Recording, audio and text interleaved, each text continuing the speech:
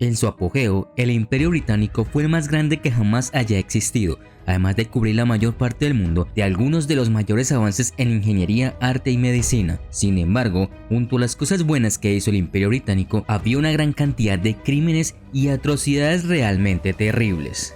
Hoy, atrocidades del Imperio Británico. La hambruna irlandesa de la papa. En 1845, el año en que comenzó la hambruna, Irlanda formaba parte del Reino Unido de Gran Bretaña. Durante varias décadas, Irlanda se había enfrentado a la pobreza y el desempleo en sus ciudades, y aunque había una amplia representación irlandesa en el Parlamento británico, se propusieron pocas soluciones viables al problema irlandés. La mayoría de los irlandeses vivían como agricultores arrendatarios en propiedades de propietarios ausentes que utilizaban intermediarios para cobrar sus rentas. Cuando fallaron las cosechas de papa, se quedaron sin comida, con poco dinero y pasaron sus días trabajando en cultivos que no les proporcionarían alimentos.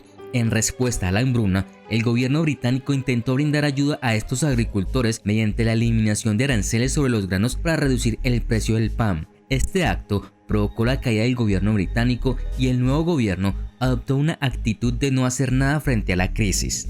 Charles Trevelyan creía que la hambruna era el juicio de Dios para dar una lección a los irlandeses e hizo poco para ayudar a los hambrientos. La ayuda enviada a Irlanda por el gobierno británico y por organizaciones benéficas británicas y de otras partes del mundo debía ser distribuida por Charles, pero este retrasó la entrega tanto como le fue posible. Como mínimo, la hambruna provocó más de 1 millón de muertes y más de ese número de irlandeses emigraron, muchos a Estados Unidos y Canadá.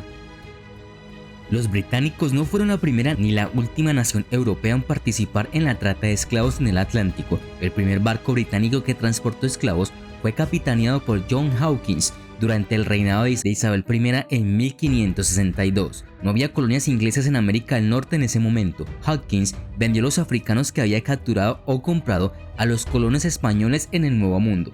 Las ganancias de Hawkins fueron enormes, algo que atrajo a otros comerciantes y capitanes ingleses. Gradualmente, la esclavitud se apoderó de las colonias británicas en América, especialmente en Virginia, a partir de 1619. Los comerciantes agregaron otro tramo a los viajes. Los barcos salían de Inglaterra cargados de mercancía para pagar por los africanos y transportarlos a las plantaciones de azúcar. Allí se cambiaron por azúcar y melaza.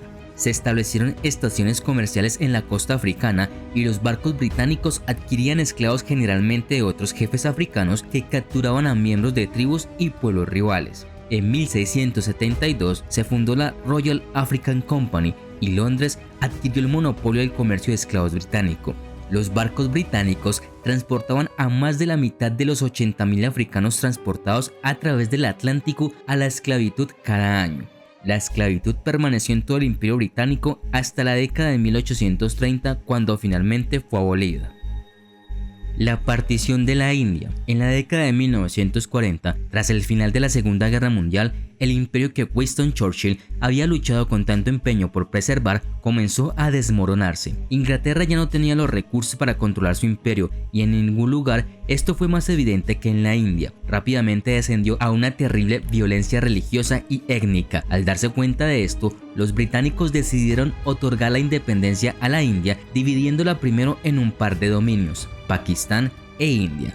Cyril Radcliffe tuvo la tarea de trazar la frontera entre la India y el recién creado Pakistán. Era una tarea complicada que tenía el potencial de provocar desplazamientos masivos y violencia étnica. A Radcliffe, por otro lado, se le pidió que tomara algunas de las decisiones más importantes durante el transcurso de un solo día, y el resultado fue una frontera que no tenía ningún sentido étnico o geográfico. El resultado fue que 30 millones de personas intentaban desesperadamente escapar de un país u otro, una situación que rápidamente se convirtió en una violencia paralizante. Las casas fueron saqueadas, las aldeas quemadas y medio millón de personas asesinadas. Fue una ridícula pérdida de vidas, una que podría haberse evitado en gran medida simplemente dando al desafortunado Cyril Radcliffe el tiempo suficiente para hacer su trabajo correctamente. Durante la Segunda Guerra de los Bóeres, que fueron dos conflictos armados que tuvieron lugar en Sudáfrica entre el Imperio Británico y los colonos de origen neerlandés, los británicos acorralaron alrededor de una sexta parte de la población bóer, principalmente mujeres y niños, y los detuvieron en campos que estaban superpoblados y propensos a brotes de enfermedades, con escasas raciones de alimentos. Los británicos necesitaban a la población sudafricana bajo control y tenían los medios y la mano de obra para detenerlos. Instalados bajo el ardiente sol africano y plagados de moscas, los campamentos estaban aborratados, mal equipados y letalmente propensos a brotes de enfermedades. Los suministros de alimentos eran prácticamente inexistentes. El resultado: la enfermedad y la muerte se propagaron rápidamente, matando mujeres por miles y niños por decenas de miles. En un solo año, el 10% de toda la población boer murió en los campamentos británicos, una cifra que empeora aún más cuando se da cuenta de que incluye a 22.000 niños.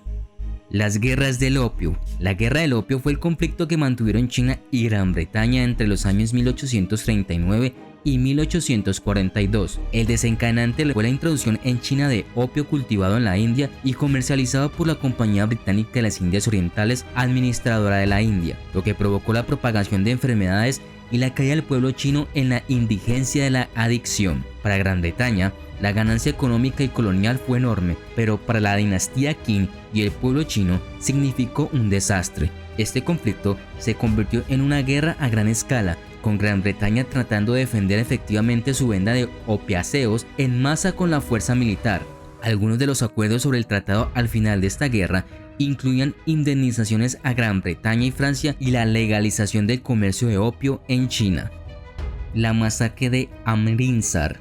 El 13 de abril de 1919, miles de manifestantes pacíficos desafiaron una orden del gobierno y se manifestaron contra el dominio británico en Amritsar, India. Hombres, mujeres y niños descendieron a los jardines amurallados de Jallianwala con la esperanza de hacer oír sus voces. Lo que sucedió a continuación fue uno de los puntos más bajos de la historia británica. A las 4:30 de la tarde, las tropas bloquearon las salidas al jardín y abrieron fuego contra la multitud. Continuaron disparando hasta que se quedaron sin municiones. En 10 minutos mataron entre 379 y 1.000 manifestantes e hirieron a otros 1.000. Cuando la noticia llegó a Londres, el parlamento quedó tan conmocionado que recordó al hombre que ordenó la masacre, el brigadier Reginald Dyer. En un giro deprimente del destino, el público británico lo etiquetó como un héroe. Murió en paz, convencido hasta el final de que su matanza sin sentido había sido moralmente justificable. La expedición británica al Tíbet. En 1903, los británicos utilizaron al ejército indio británico para invadir el Tíbet, entonces gobernado por China, para hacer cumplir sus demandas con respecto a la frontera entre Sikkim y el Tíbet y recibir garantías del Dalai Lama y el gobierno chino de que el Tíbet no sería puesto bajo la influencia del Imperio ruso. Los británicos habían adquirido recientemente Birmania y Sikkim mediante la conquista militar y querían asegurarse de que los intereses del Imperio ruso en Asia Oriental se mantuviera a raya. La expedición fue realizada por unidades del ejército británico de la India que portaban ametralladoras modernas y rifles de repetición. Se opusieron a ellos la milicia tibetana, pobremente armada. Cuando los británicos que avanzaban se encontraron con unos 3.000 de los tibetanos que estaban bloqueando la carretera, estos se negaron a moverse o a abrir fuego. Los británicos utilizaron un engaño para inducir un disparo de los tibetanos y luego abrieron fuego. Más de 700 tibetanos murieron. La expedición llegó a su fin cuando los representantes del Dalai Lama se vieron obligados a firmar los términos dictados, que incluían a los tibetanos pagando una indemnización por el privilegio de ser invadidos por los británicos y una condición que el Tíbet no podía establecer relaciones diplomáticas con ninguna otra potencia extranjera, convirtiendo el Tíbet en un protectorado del Imperio Británico.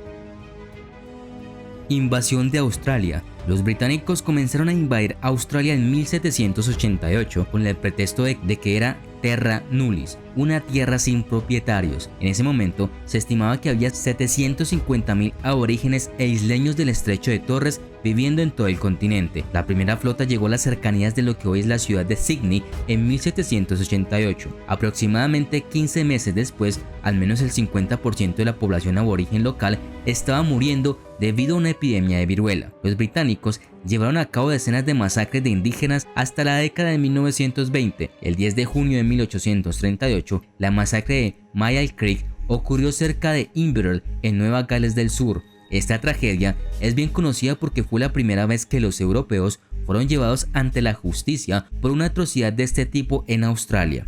Los pueblos de las primeras naciones representan solo el 2.5% de la población adulta australiana total.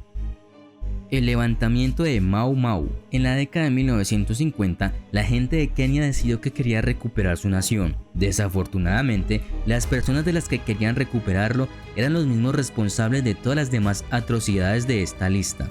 Por temor a una rebelión en todo el país, los británicos arrestaron a 1.5 millones de personas y las colocaron en campos de concentración. Bajo eslóganes como trabajo y libertad, los reclusos fueron forzados a trabajar hasta la muerte como mano de obra esclava. Las ejecuciones aleatorias no eran infrecuentes y el uso de la tortura estaba generalizada, además de que sufrieron graves agresiones sexuales. El recuento oficial de cadáveres es inferior a 2.000. Pero el historiador David Anderson estima que hubo 20.000, mientras que Caroline Elkins cree que podrían haber muerto hasta 100.000. La mayoría de ellos eran civiles o niños detenidos por cargos vagos y falsos de ayudar a los rebeldes. Kenia fue declarada independiente en 1963.